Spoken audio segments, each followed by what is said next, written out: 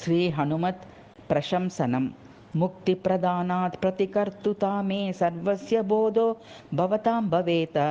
हनुमतो न प्रतिकर्तृता स्यात् स्वभावभक्तस्य निरौषधं मे।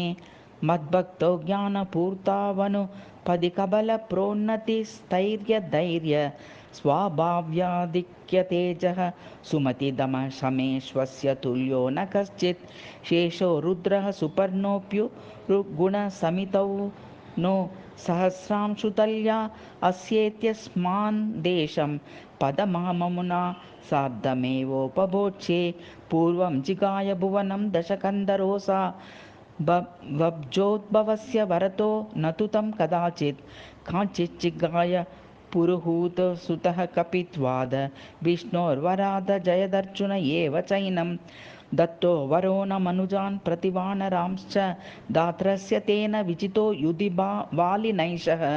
अब्जोद्भवस्य वरमाश्व विभूय रक्षो जिघ्ने त्वहं रणमुखे बलिमाह्ययन्तं। बालेर्दत्तोऽहं वरमस्मै सम्प्रदाय पूर्वं तु तेन मया रक्षोस्तं योजनमयुतं। पदाङ्गुल्या पुनश्च युद्धाय समाह्ययन्तं न्यपातयं रावणमेकमुष्टिना। महाबलोऽहं कपिलाख्यरूप श्रीकूटरूपः पवनश्च मे सुतः।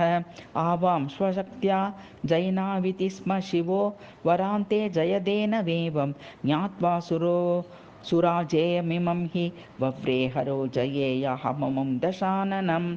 अतः स्वभावाञ्जियनावहं च वायुश्च वायुर्हनुमान् स एषः।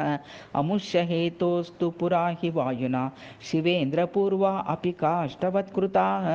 अतो हनुमान् पदमेतु दातुर्मदाज्ञया शुष्टवनादिकर्म। मोक्षं च लोकस्य सदैव कुर्वन् मुक्तश्च मुक्तान् सुखयन् प्रवर्ततां। भोगाश्च ये यानि च कर्मजातान् नाद्यानन्तानि ममेह सन्ति। मदाज्ञया तान्यखिलानि सन्ति दातुः पदे तत् सह भोगनाम। एतादृशं मे सह भोजनं ते मया प्रदत्तं हनुमन् सदैव। इतीरितस्तं हनुमान् प्रणम्य जगादवाक्यं स्थिरभक्तिनम्रः। इति श्रीमद् आनन्दतीर्थ महाभारत तात्पर्यनिर्णयतः श्रीहनुमत् प्रशंसनम्।